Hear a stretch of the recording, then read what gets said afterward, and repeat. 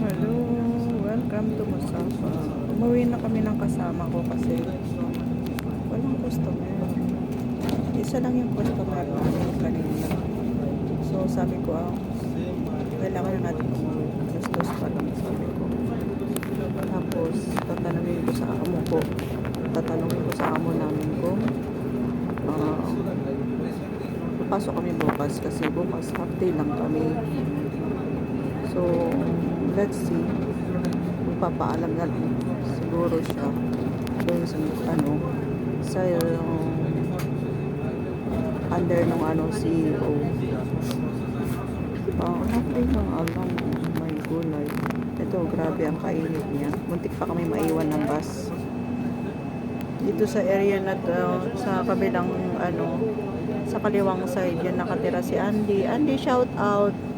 Yun yung mga dinadaanan mo, nag-exercise ka. Dito kami sa sa unang stop bus galing ng Dalma. Dito kami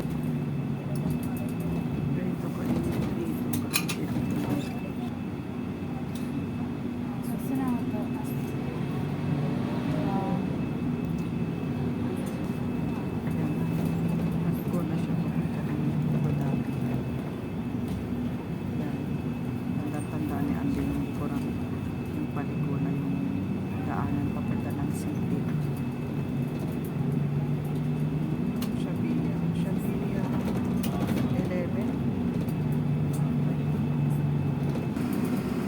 Grabe ang init. 2:31 p.m. Parang luluto ka na ng adobo sa labas ng iyong bahay.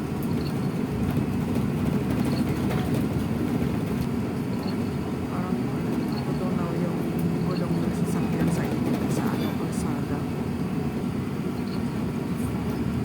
Dito yung nagmamalay nyo kasi inantay nyo yung tumatakbo kasi grabe yung init. Initan nyo tumatakbo.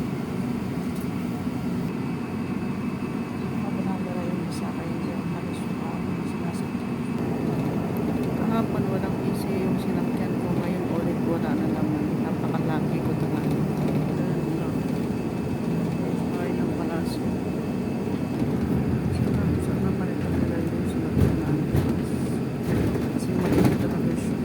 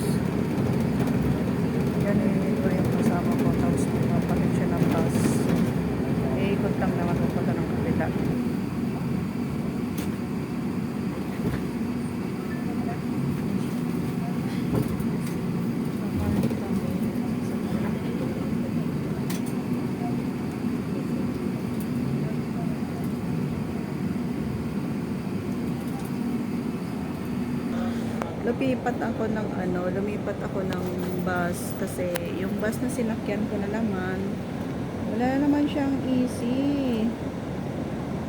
I'm so lucky. Alhamdulillah. But anyway, sa X5, katabi lang ng bahay namin. So, it's okay lang. Dito kami nag-exchange ng bus, interchange. So, ito yung Rabdan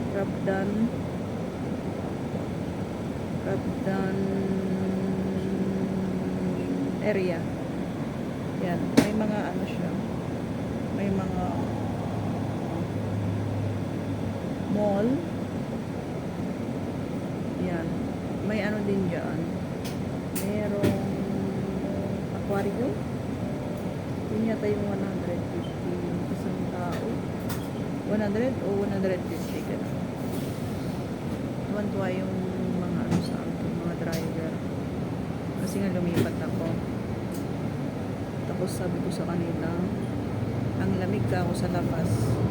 Kahapon walang easy yung bus. Ngayon na naman yung sinakyan ko. Wala na namang easy yung bus. Ano ba yan? So, kaya I'm so lucky. Sabi ko, alhamdulillah. Ayan, Rabdan area.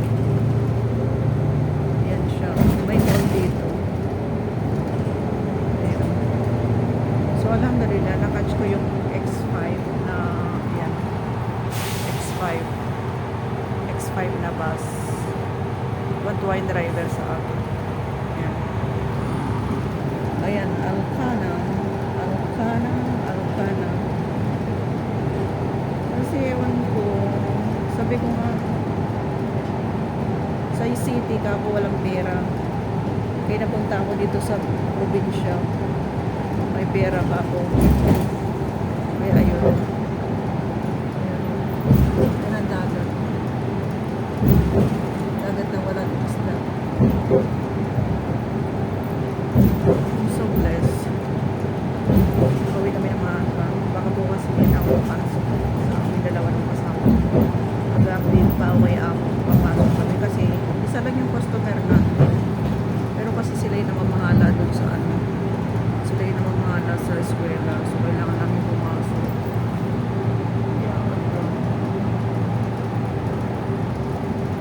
Yan na tayo. Nandito tayo sa ano.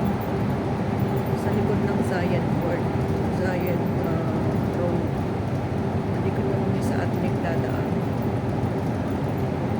Ayan yung Big Nose. Nakapunta si Cody dito. Diba? Palitan sila ng nagpalitan ng ano ng driver ang oras na to. Kaya thank you Allah. Nabutan ko yung X5. Ayan. Nilalakbay natin ang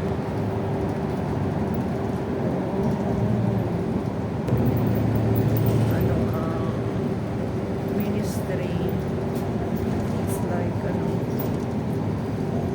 MOI, Ministry of Interior.